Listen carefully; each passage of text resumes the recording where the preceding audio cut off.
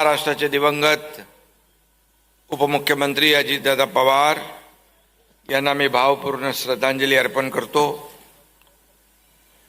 अजितदादांचं अत्यंत दुर्दैवी निधन झालं। प्रचंड धक्कादायक घटना या महाराष्ट्राने पाहिली, मनाला चटका लावणारी, वेदना देणारी घटना। परंतु अशा परिस्थितीमध्ये देखील एकीकडे दुःखद घटना घडलेली आहे आणि या कठीण काळात देखील निवडणुकांचा प्रचार करण्याची वेळ आपल्यावर आलेली आहे। हे सर्व अवघड प्रसंगच आहे। निवडणुका टाळता येत नाहीत आणि कार्यकर्त्यांचा आग्रह असतो, ही कार्यकर्त्यांची निवडणूक आहे आणि म्हणून एकीकडे महाराष्ट्रामध्ये दुःखाची छाया आहे, तरी सुद्धा आपल्या सगळ्यांचं दर्शन घ्यायला, आपल्या सगळ्यांना भेटायला आणि जे कार्यकर्ते उभे आहेत त्यांना शुभेच्छा काय देणार आता, परंतु त्यांच्यासाठी आपल्याला विनंती करायला मी आलोय। माझ्या लाडक्या बहिणी देखील उन्हात आहेत, लाडके भाऊही आहेत। खरं म्हणजे अगदी पाठीपर्यंत सगळीकडेच या वाळव्यातले सर्व बांधव भगिनी, ज्येष्ठ सगळेच उपस्थित आहेत आणि म्हणून मी आपल्याला आवाहन विनंती करतो की निवडणूक असली तरी अतिशय साधेपणाने आपण याचा प्रचार करावा। कुणावरील टीका टिप्पणी न करता, कुणाच्या भावना दुखावणार नाहीत याची काळजी घेऊन आपण ही निवडणुकीला सामोरे जातोय आणि आपला मुद्दा आहे विकासाचा। विकासाच्या मुद्द्यावर आपण या निवडणुका लढवतोय।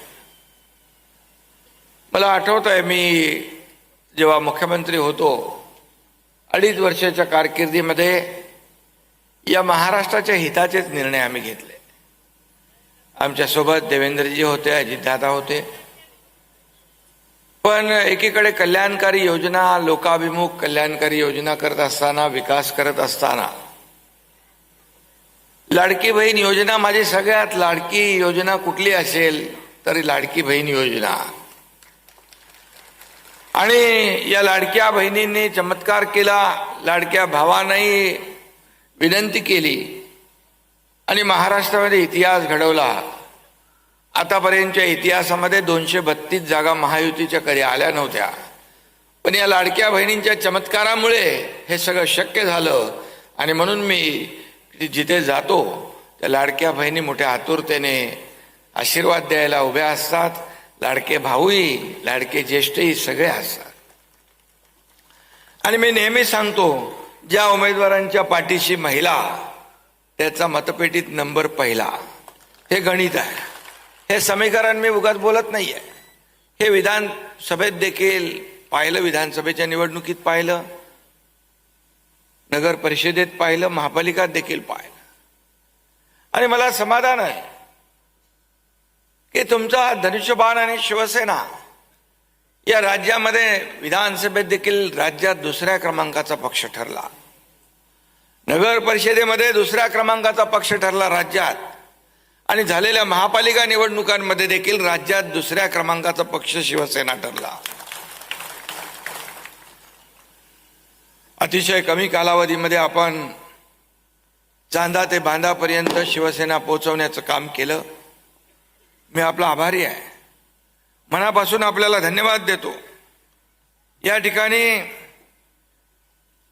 नागनाथ अण्णा नायकोडी यांच्या पदस्पर्शाने पावन झालेल्या भूमीत आपण इथं आलेलो आहे। खरं म्हणजे एक स्वातंत्र्य सैनिक, या स्वातंत्र्य लढ्यामध्ये देखील त्यांनी भाग घेतला आणि त्यांचं जे काही ऋण आहे, त्यांचा त्याग आहे, त्यांचं योगदान आहे, ते कोणालाही विसरता येणार नाही आपल्याला। आणि खऱ्या अर्थाने आज इथे सगळेच मान्यवर आहेत। परंतु हा खऱ्या अर्थाने सहकाराचा एक सहकार क्षेत्र, शेतकरी महत्वाचा आहे आणि शेतकऱ्यांसाठी ज्यांनी आयुष्य वेचलं त्यांचा हा भाग आहे.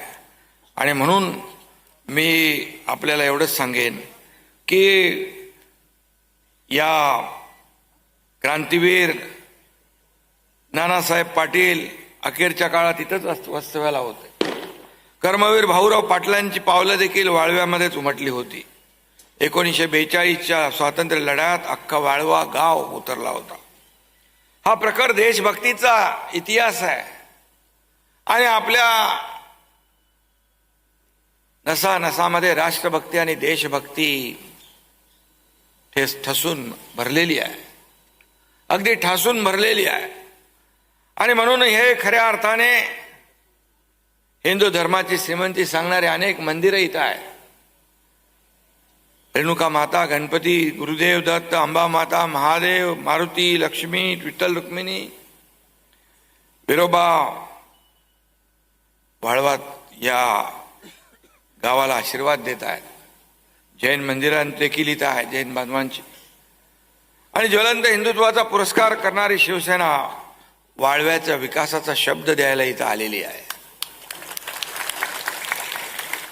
आणि म्हणून खरं म्हणजे नागनाथ अण्णा नायकडे हे युगपुरुष होते आणि नागनाथ अण्णांनीच हुतात्मा किसन साखर कारखाना सुरू केला. सहकार क्षेत्रातला तो एक क्रांतिकारी प्रयोग ठरला. त्यात तिथेच आपण आता उतरलो ना आणि स्मारकाचं दर्शन घेऊन आलो, त्यांना अभिवादन केलं. नागनाथ अण्णांच्या स्मारकाचं काम आपल्याला 17 कोटी रुपये त्या ठिकाणी दिलेत. ते आता पूर्ण होईल, अंतिम टप्प्यामध्ये आहे. नागनाथ अण्णाचा नातू आपला गौरव सोबत आहे आपल्या.